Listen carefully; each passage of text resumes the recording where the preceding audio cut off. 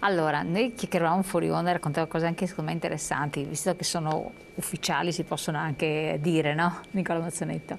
Ovvero che cosa? Sì, non c'è nulla di Di nascosto nascosto. e di segreto naturalmente in quello che Però facciamo, sono cose anzi importanti. è importante che i cittadini sappiano che c'è chi lavora per la loro sicurezza e per aumentare la sicurezza che è particolarmente sentita. La piattaforma che stiamo ormai implementando, ma la stiamo implementando grazie al supporto di alcuni prefetti, delle forze dell'ordine, è quella è una piattaforma interforce, in cui dalle serie di informazioni, di immagini, ma soprattutto informazioni che i sistemi di sicurezza che possono essere messi nelle città, nelle strade o comunque dove servono, sono a servizio in tempo reale a qualsiasi forza dell'ordine, che siano carabinieri, che siano la polizia, che siano i vigili urbani, la polizia municipale o i servizi di primo soccorso, il pronto intervento, la Croce Rossa anziché la Croce Verde, i vigili del fuoco. Quindi è un sistema integrato È sostanzialmente. un sistema integrato che credo sia importante per fare una sintesi in modo tale che succede quell'evento particolare, bene, in quell'evento particolare ci deve arrivare chi è preposto per farlo e ci deve arrivare in sicurezza, in propria sicurezza e soprattutto con tempestività, perché la reattività deve essere immediata. Ecco, con questa piattaforma che in tempo reale smista le immagini, smista le informazioni alla pattuglia dei carabinieri, anziché della polizia, anziché dei vigili urbani, anziché dei vigili del fuoco, oppure della Croce Rossa, perché è successo che serve soltanto lì un'ambulanza ma non serve nessun altro, quel mezzo di soccorso o il mezzo di pronto intervento o mezzo di sicurezza arriva lì, in quel punto lì, e con delle immagini certe, in tempo reale, senza che nessuno da una centrale operativa, e qui è il paradigma diverso, le centrali operative che sostanzialmente non hanno più senso che esistano perché i mezzi di pronto intervento o i mezzi di polizia avranno un smartphone, un tablet dove lì gli arriva la segnalazione dell'evento e possono intervenire direttamente e vanno a colpo sicuro perché avranno le immagini senza avere delle informazioni che diventano difficili e lunghe e nel frattempo la pattuglia è arrivata ed è già successo qualcos'altro. Ottimo questo. Un altro messaggio. È vero, le bollette dell'acqua sono care. Se un giorno l'Europa mettesse le bollette a €1 al litro, continueremo a dire che siamo in linea con le tariffe europee? Vabbè.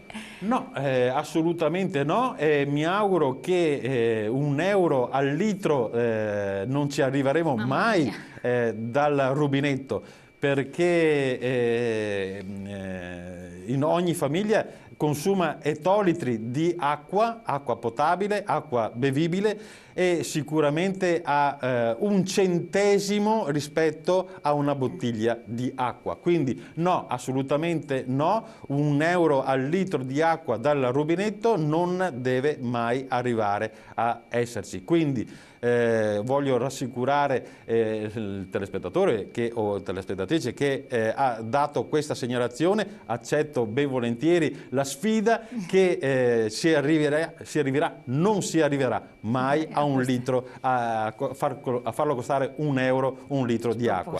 Forse qualche altra marca che si compra al supermercato sì, ma dal rubinetto no.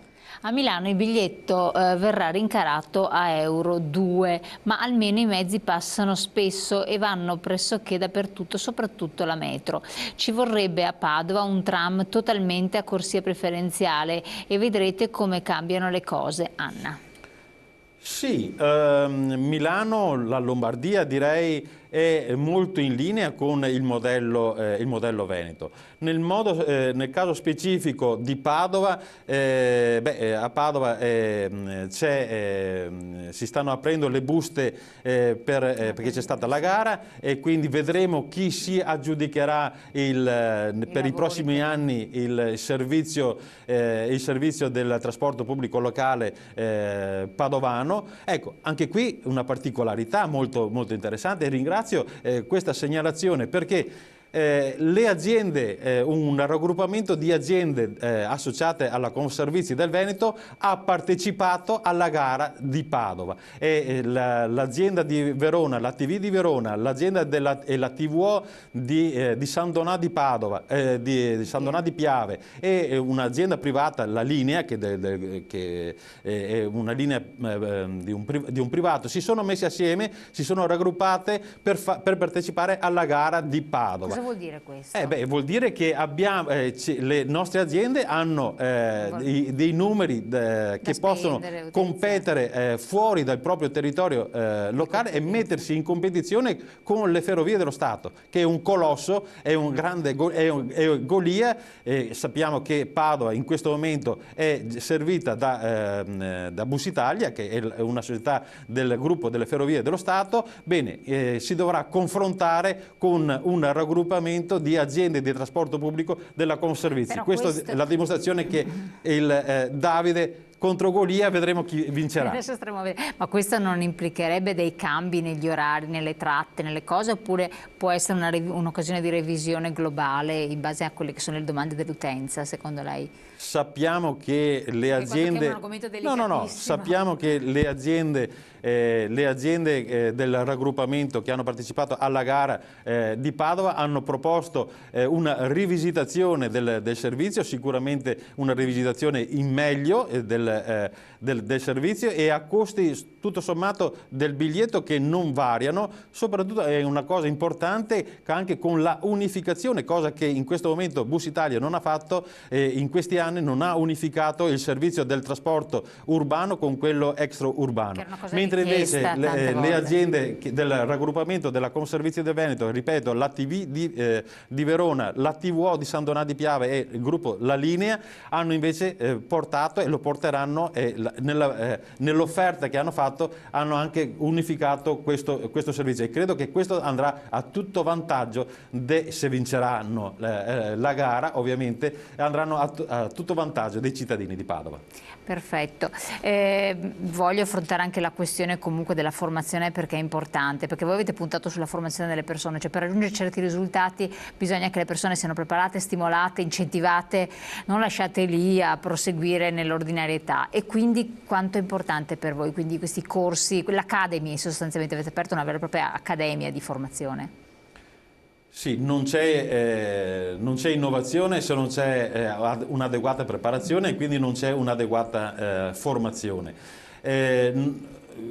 Ovviamente abbiamo puntato in alto e quindi a una formazione a livello universitario. La nostra partnership con l'Università Uninettuno è una partnership che ci porta ad avere una università internazionale, la prima università internazionale online. Qui siamo in una sede di una TV privata, però Uninettuno fa parte del gruppo RAI, Radio Televisione Italiana, che da oltre un secolo ha alfabetizzato l'Italia dal dopoguerra e ha creato Uninettuno, l'università che ha 156 presenze nel territorio mondiale, ma ha la sede anche a Padova, nella sede di Conservizi Veneto. Quindi noi siamo il polo tecnologico universitario di Uninettuno ed è un servizio che noi diamo, un servizio universitario di primissimo ordine, perché si tratta della prima università telematica nazionale certificata dal Ministero ed è la terza a livello nazionale.